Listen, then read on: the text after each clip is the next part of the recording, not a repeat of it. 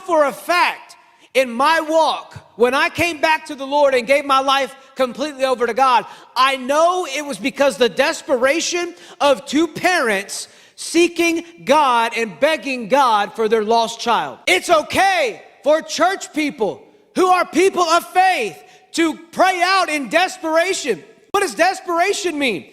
Desperation doesn't mean you don't believe God can do it. You're saying you need him to. The Father came because he had no option. It was desperation that drove him to Jesus. Often it takes pain, it takes crisis, it takes loss to push us beyond surface churchy faith.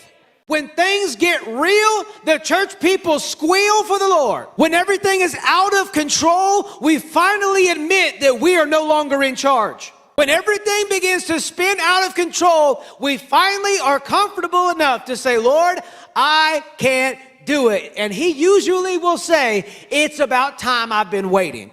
It's developed when we're forced to trust God for what we cannot fix ourselves. I know there's some super church people in here that you're like, well, nothing phases me. But let me tell you this, there's been some of the darkest times in my life that I felt that there was no hope.